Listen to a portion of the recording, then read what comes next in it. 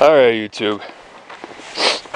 I haven't begun laying foundations yet. The weather's not letting me. But I've been experimenting with my adobe recipe, and I have much higher quality adobes now.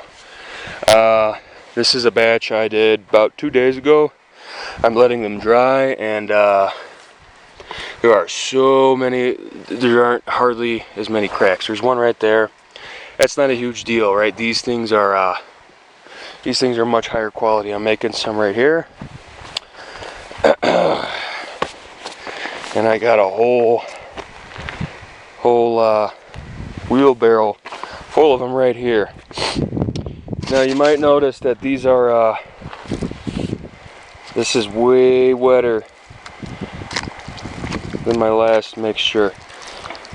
I don't know how well the camera picks it up, but I've learned that yeah, getting the mixture very wet and using a higher ratio of straw, right? A 2 part soil, 1 part straw ratio.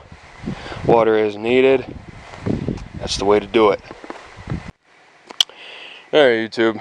I'm going to start laying some stone. It's going to be a nice day today, so here I got my cornerstone picked out. It's going to go in here. Got some water ready. I got a bunch of soil sifted here, so I got a bunch of fine sand, silt, and clay particulates here. Got some lime here, already broke into it. I mixed 2 parts of sifted soil with 1 part lime to make this right here. And I'm thinking this looks pretty good. Yeah, mixed it up pretty good. So I'm going to add water and give this a go and see how she does. So I'll keep you updated. Alright, well, that took way longer than I thought, but here's what we got. Some good mortar, doesn't fall off too easy, but comes clean off. So I'm thinking this is pretty much perfect. Don't think I added too much water. I think I added just enough. Because you don't want it too wet. If it's too wet, you know, it weakens the mortar now. So I'll be putting mortar all on top of this drainage rack, right? The reason why is, you know, as the stones shift and whatnot, that something's got to give, right? And so the mortar is what's going to give. Right? It's going to fill in all these little cracks, and as it cures, it'll become porous, and it'll still let the water drain through. But if the weight has to shift, instead of the whole thing shifting, the mortar underneath it will shift. It'll also help to just make the stones more stable in general. Wetting the stones before you're putting any mortar on them helps with adhesion too. So this is not a tutorial by any means. This is more an explanation to anybody who's watching. So don't take my advice. Do your own research. Yeah. Yeah. All this, that is that entire bucket of mortar gone. So gonna have to start mixing this stuff by the wheelbarrow. That's just not gonna cut it. Some of you who know anything about masonry might be thinking, oh, Mr. Nick, this is a big no-no right here, right? And you know, you're right, but what the plan is to have big stones, right? Big load-bearing stones, and then have a couple fillers, not too many, just a couple. And then have another big stone right here, right? And then come through and tie them all together. Right, so that way the weight gets distributed evenly. Right, so I understand that having the entire foundation stacked like this, that's not going to happen. Right, there's going to be big stone, small stones, big stone, small stones, big stone, and so on and so forth. Yeah, that's the plan. But yeah, that's like I said, that's 1 bucket. So. Alright, we got this much done with 1 wheelbarrow full. Alright, mixed up an entire wheelbarrow full of mortar. far as it got. Yep, might have to invest in a cement mixer because mixing mortar by hand, ooh. Yeah, that's some back-breaking stuff. Alright, YouTube, another day. Here's a look at some of the adobes I have. Got some more over there, but what I really wanted to show you was all of the stone I got laid, right? Got a whole bunch laid. Is it perfect? No, it's not. Is it good enough? Oh, I think so. So this amount right here is about 50 pounds of lime mixed up into mortar.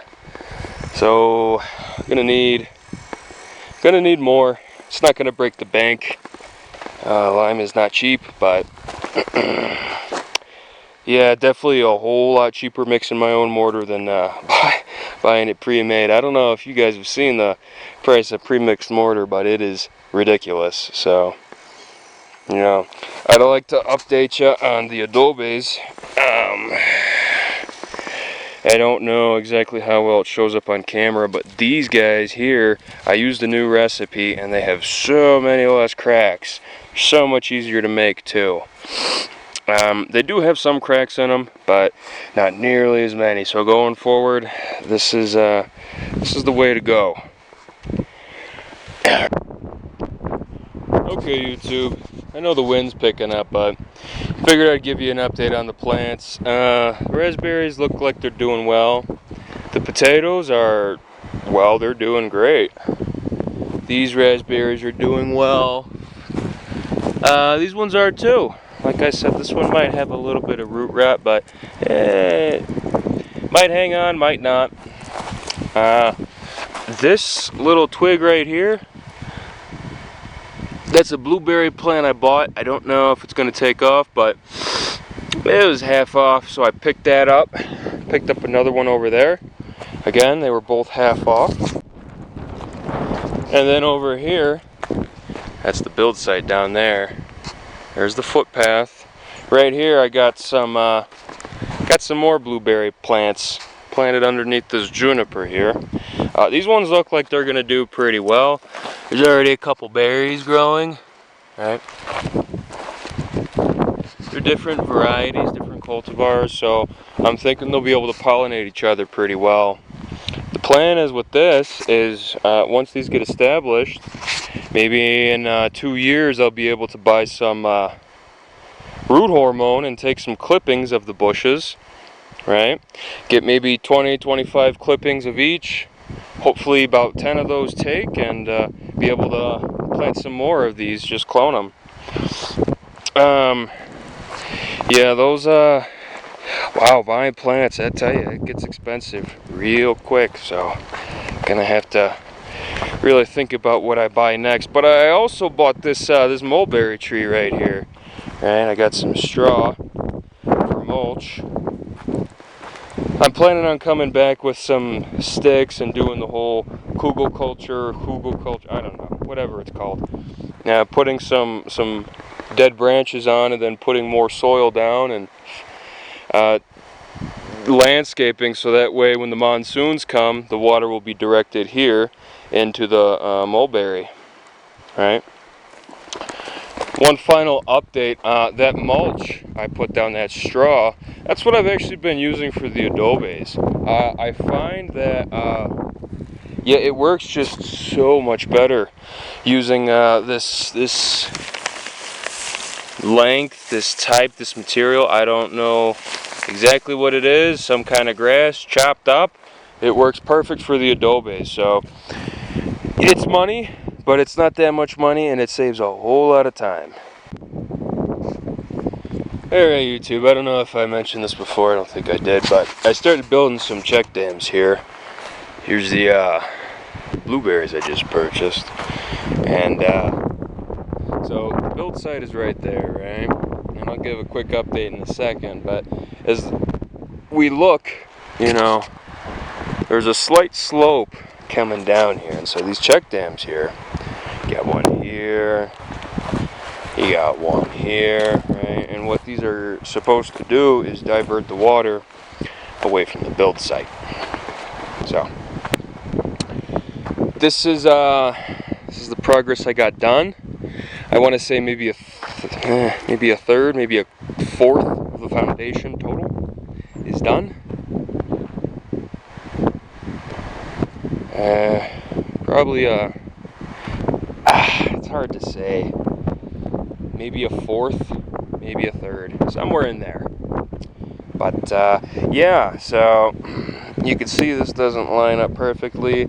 I'll just tamp this down, put a couple of cheats in here, and yeah, I'll do that all along here, there and there, right? And yeah, so you might be thinking to yourself, Mr. Nick, this foundation, it's not perfectly symmetrical. And it's not a big deal, right? Because the plan is once the foundation is at a certain level, I'll be going through and pretty much using all of this fill that I got here, right? I've been sifting the soil for mortar, and then all this fill on this side is going to go all the way around the foundation on the outside. And that's going to really help keep things level, right? And then on the inside, that's also going to get filled up. So I'm not really worried about it, right? It's not a big deal. It's got a bunch of drainage under all of it. No big deal. Alright, one final thing I wanted to add for this video. Oh, here you could see all the excavation I've been doing for the soil. There too. It's backbreaking work, but one final thing I wanted to go into is one of the main reasons why I got a mulberry tree. You can see a lot of these leaves are starting to wilt, but they'll get used to the sun. The reason I got a mulberry tree is because 1, it's food for me. 2, I plan on stocking this land, right? I plan on getting a bunch of goats. So once I get enough mulberry trees here, I'll take a bunch of cuttings in a couple years, grow out a whole bunch more mulberries. Once I get a bunch of mulberries growing here, I can come through and coppice them, right? And I can use the shoots and the leaves and whatnot for a type of tree hay, right? Real high protein. It's good for stock. Another thing is that I've been playing with the idea of getting some silkworms, right? I don't know as if I want to invest in the infrastructure for that, but silkworms eat mulberries, so it opens that door. And finally, I mean, worst come to worst, I just chop this tree down, and you know that's more wood. So these trees are so multi-purpose. It just seemed prudent to get it as soon as I possibly could. So, like I said, it's wilting out in the sun. It's struggling, but yeah, he'll get used to it. Yeah. So that's it for this